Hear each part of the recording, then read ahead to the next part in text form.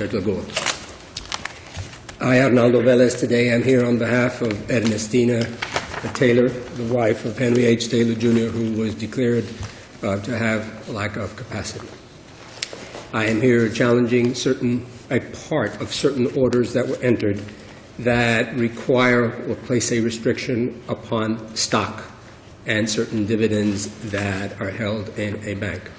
By way of background, Henry H. Taylor, Jr., a former member of the bar, created a trust back in some years ago in 1992 that he amended in October of 2006.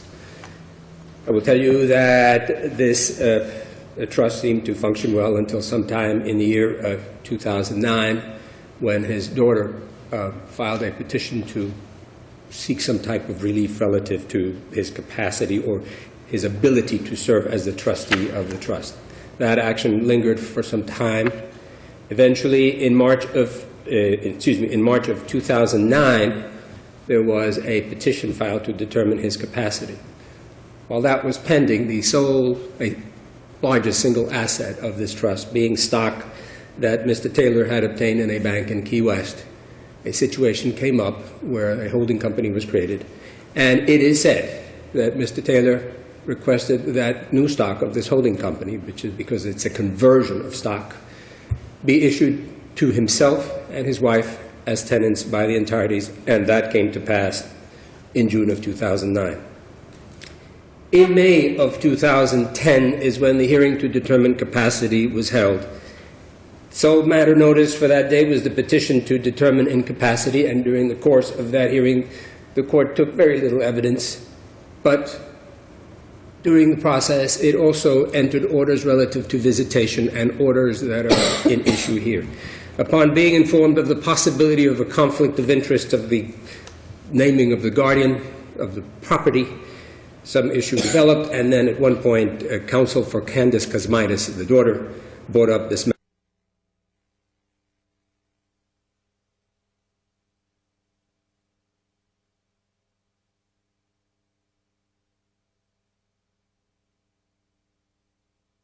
And the court at one point said, we need an evidentiary hearing on this. You'll find that at 112 and 103 of the appendix.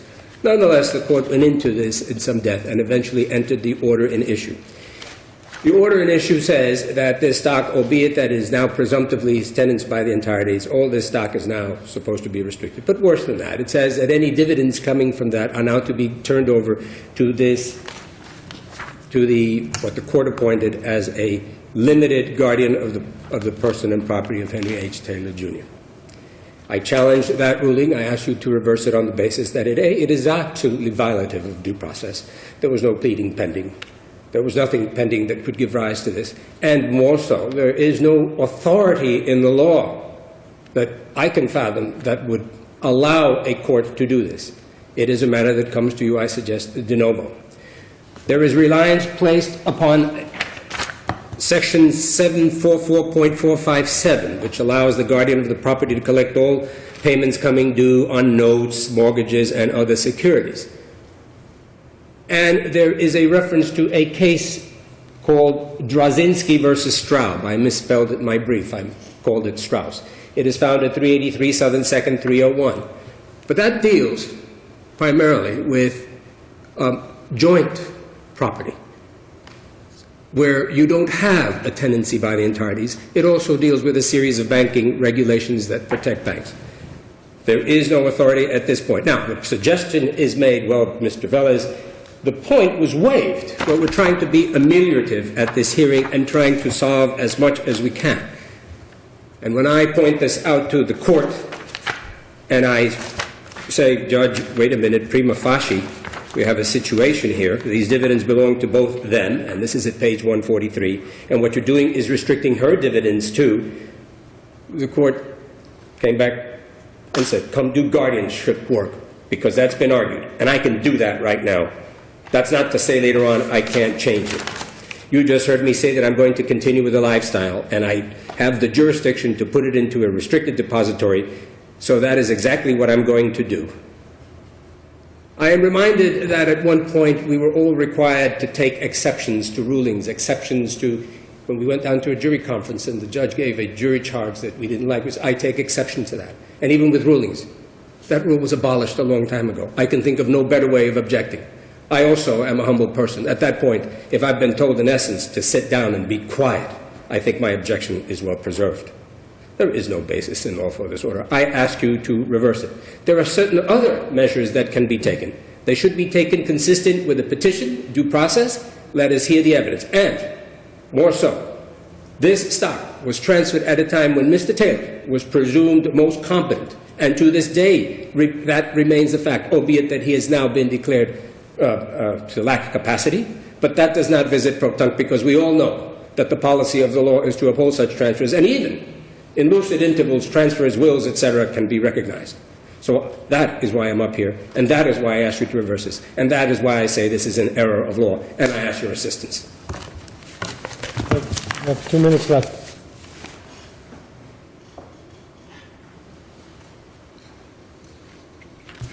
Good morning, Judge Ramirez, Judge Cortinas, Judge Lagoa.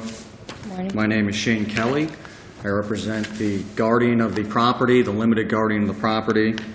And as Mr. Velez stated, the ward did have a revocable trust, which was almost 20 years old. And this wasn't something he just did 20 years ago and forgot about.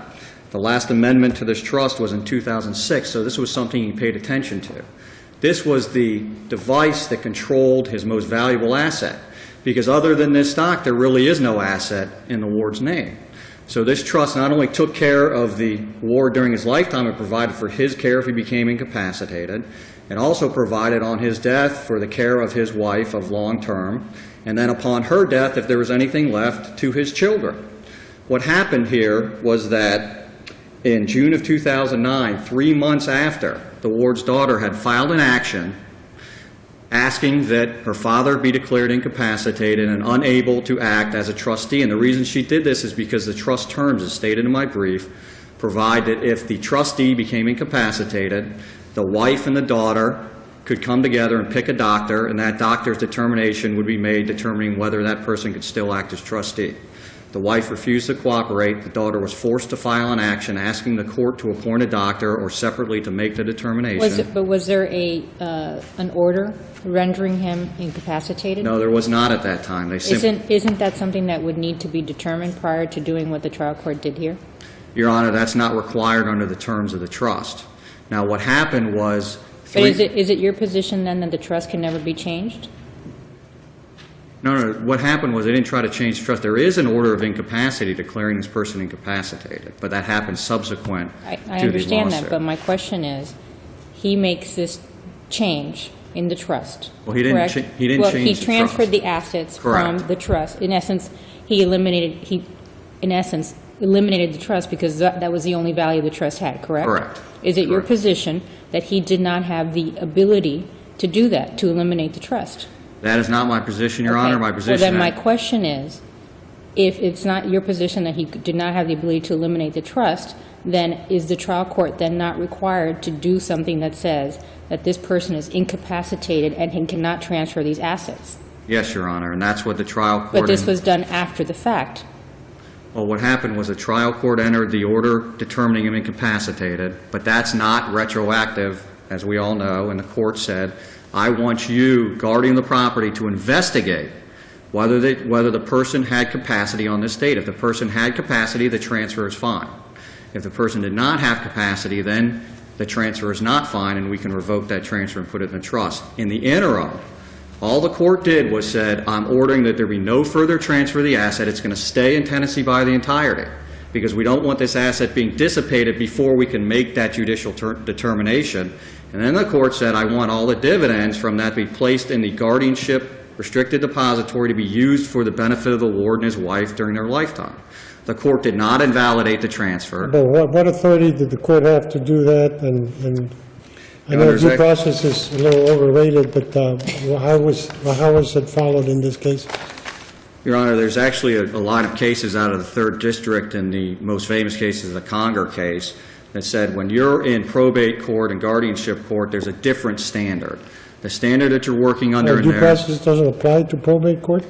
Excuse me, Your Honor? Due process doesn't apply to probate court? It does apply to probate court, but Okay. they provide that the protection of the ward and of the estate is the paramount interest in guardianship and probate But court. here, the problem that I'm having is that this is an adult who can, at his choosing, transfer assets from this trust and say, I don't want to leave this trust, this valuable asset of mine anymore to my children, for whatever reason.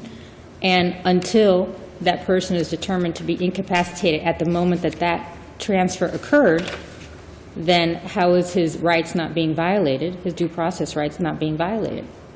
Because, Your Honor, the transfer was not invalidated here. The court didn't. The court just said we're going to keep the status quo until we can Yeah, figure but out. you're basically doing a prejudgment garnishment of the dividends. Before there's a determination on the merits, you're depriving this wife of the dividends right now, today. And what authority do you have, if she's not incapacitated herself, of taking away her property? Well, Your Honor, as I stated, the Conger case says that a circuit court sitting in its probate capacity has inherent jurisdiction to monitor the administration of a state and to take such appropriate action as may deem necessary to preserve the assets of the Of an state. estate, but this is not an estate. Agreed, Your Honor, but the case law is still the same, that we're preserving assets Well, of a person. an estate presupposes that the person whose assets it were is no longer alive. So therefore, it's clearly, at this moment in time, there's individuals who are fighting over those assets. Here, this is not an estate. This is an asset of an individual who is still alive. That's correct, Your Honor. It's an individual who is now incapacitated, and the allegation has been made that this person was incapacitated. But the wife at is the- not incapacitated. What right did the trial court, the probate court have to take away her right to those dividends today? I mean, by the way, is she the mother of Sharon Candice? No, she's not, Your Honor. Okay. Okay, what's happening here is that the court is simply trying to protect this asset and utilize it. What happens if the wife says, I'm not going to take any money? But even under the trust, the asset was to go to the wife.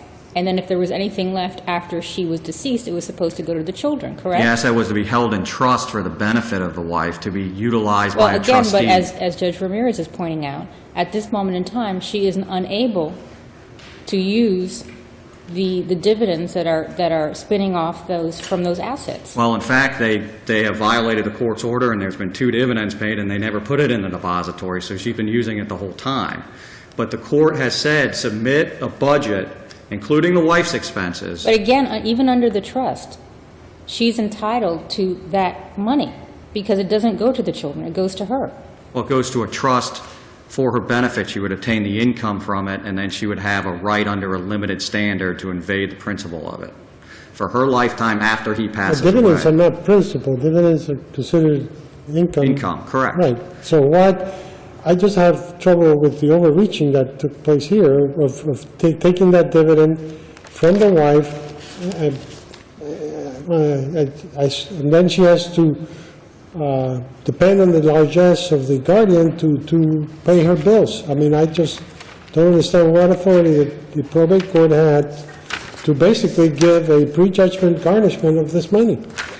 Correct, Your Honor, but the point is that this was not her asset until after an allegation of incapacity had been made. It was an asset in his trust for which the trustee was to use it for his benefit while he was alive. But we're here because he took that money out of the trust, and he decided in essence to eliminate the trust. If So it was- it's if sort he of like had- what came first, the chicken or the egg? Well- Because here, the only asset the trust had was that stock, correct? Correct, Your Honor, and if And he he had... decided, as an adult, that he was going to transfer that and put it just solely in the name of himself and his wife. That's assuming he had the capacity to do that. I understand that, but it sort of calls into question what transpired here. Correct, Your Honor. The Supreme Court's addressed this as well in the Barnett case. In that Is case, there any attempt to try to show that at the time of the transfer, he also was incapacitated? And was the judge able to determine that, in fact, make a finding that he was incapacitated at the time that the transfer took place? no, Your Honor, because if that happened, then she would have invalidated the transfer. All she says, we want to preserve it. The guardian was problem is directed to investigate Every that. writ of garnishment wants to preserve the status quo. But we have said that you're not entitled to a prejudgment writ of garnishment unless you post a bond and follow the statutory requirements. I mean, I could make the same argument on any prejudgment writ of garnishment. Correct, Your Honor. I'm just saying that in guardianship court and probate court, it's not the same standard. The courts have equitable jurisdiction, and there's many cases where there's bearer bonds, for instance, and the court orders them returned and placed in a depository pending a determination of who owns the bearer bonds. Supreme Court addressed the same issue, and that was all the way back in 1939, Your Honor, and there a petition for incapacity was declared, and the alleged incapacitated went out and did a trust and put all his assets in it, and then said, hey, see, we don't need a guardianship because I have a trust with an independent trustee. And in that case, the court said, no, we're not going to allow you to do that. You can't defeat the Guardianship Act by trying to transfer assets out at the last minute and thereby declare that you don't need a guardianship. And that was back in 1939, Your Honor, and that's the Supreme Court of Florida. And there was not a long evidentiary hearing on that. They simply said the trustee is subject to the jurisdiction of the court and will obtain these assets until we can determine whether this was a valid transfer.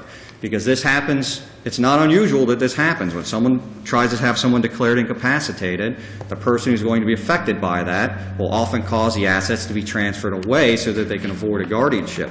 And this is something that the courts have been facing, and the Supreme Court said it would be an idle ceremony to hold that one charged with being incompetent to manage his estate could dispose of his property pending a proceeding of this kind, and by that means defeat the purpose of the act drawn in question was designed to accomplish. Courts will not permit the act to be defeated in this manner. And in that manner, they said we're going to preserve the status quo, and that was really the start of these line of cases. Your Honor, but I'd also like to cite the 744-4571C, which provides that, and this applies to all assets of an incapacitated You're out of time, person. so try to wrap it up.